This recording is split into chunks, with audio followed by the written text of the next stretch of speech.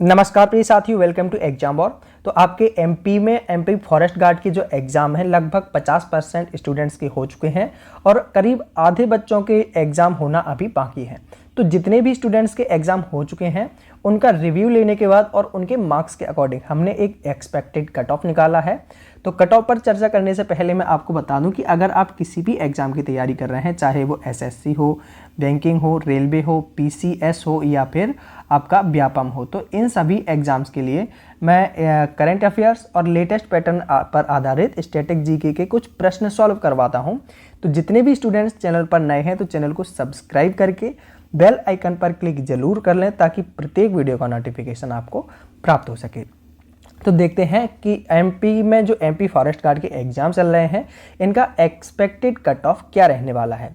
तो सबसे पहले तो आप अभी एक्सपेक्टेड कट ऑफ देखेंगे तो शायद आपको ये लगेगा कि इतना कट ऑफ कैसे जा सकता है, लेकिन रियलिटी यही है क्योंकि अभी जो एग्ज़ाम चल रहे हैं तो बच्चों को ऐसा लग रहा है कि मतलब स्कोर तो वाकई में बच्चों का कम ही रह रहा है, क्योंकि अभी एमपी पटवारी के जो एग्ज़ाम हुए थे उनमें भी बच्चों ने मतलब बहुत अच्छा स्कोर नहीं कर पाया। जितने बहुत सिंसियर थे पुराने स्टूडेंट्स थे, हाँ उनका स्कोर रहा है अच्छा। बाकी जो एवरेज स्टूडेंट थे उन्होंने उतना ज़्यादा स्कोर नहीं कर पाया। इसकी वजह यही है कि एग्ज़ाम का जो लेवल है वो पहले से काफ़ी अप हो चुका है ना।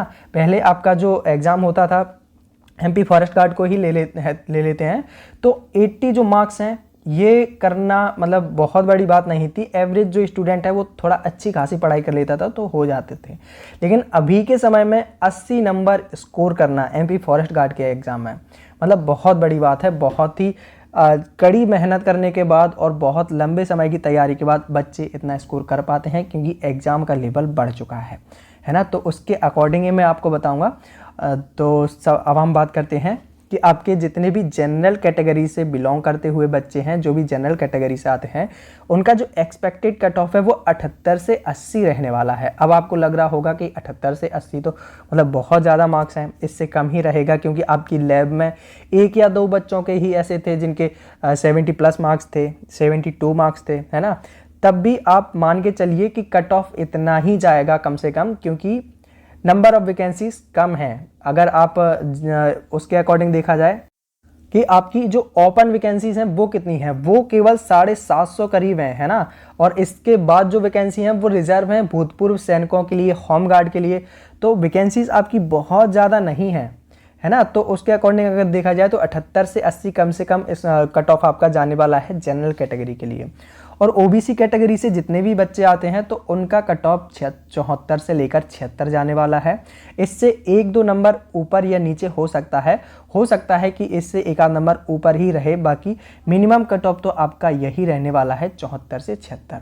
बाकी ओबीसी कैटेगरी से या फिर जनरल कैटेगरी से अगर आप 75 या इसके प्लस भी मार्क्स स्कोर कर रहे हैं तो आपका ये एक बहुत अच्छा स्कोर है। तो आप सेफ जोन में हैं, आपको फिजिकल की तैयारी करनी चाहिए।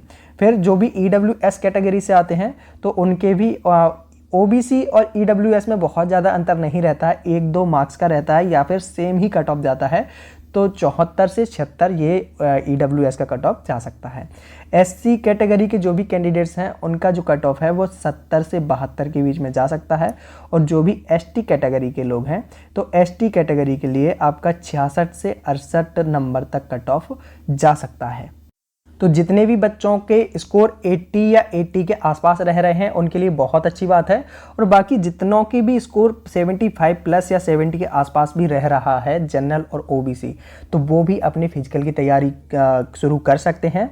और जितने भी कैंडिडेट्स ऐसे हैं कि जो अच्छा स्कोर नहीं कर पाए, 60 के आसपास या 50 के आसपास उनका स्कोर रह रहा, तो वो इस बात की टेंशन बिल्कुल मत करें क्योंकि अभी बहुत सारी वैकेंसीज आने वाली हैं। आपकी एमपी पुलिस में एमपी एसआई की वैकेंसीज आने वाली हैं और जिनके पास बीएड और डीएड है तो उनके लिए एमपी टेट की भी वैकेंसीज आने वाली हैं। तो इस बात की चिंता बिल्कुल मत करें, वैकेंसीज आपकी आने वाली हैं क्योंकि चुनावी साल है। चुनाव तक अब लगभग आपके एग्ज़ाम चलते ही रहना है ना। तो बस अपनी तैयारी को निरंतर बनाए रखिए और तैयारी हमारे साथ करने के लिए क्योंकि मैं आपको करंट अफेयर्स इंपॉर्टेंट और लेटेस्ट पैटर्न पर आधारित जो भी स्टैटिक जीके होती है, जो भी आपका ट्रेंड में जीके चल रहा होता है, उसी से रिलेटेड मैं आपको कंटेंट देता हूं। तो हमारे साथ पढ़ने के लिए आप चैनल को सब्सक्राइब करके बेल आइकन पर क्लिक कर लीजिए ताकि प्रत्येक वीडियो का नोटिफिकेशन आपको प्राप्त हो सके। और अगर वीडियो अच्छा लगा तो वीडियो को लाइक एंड शेयर कीजिए। Exam war always with you. Thank you for watching video.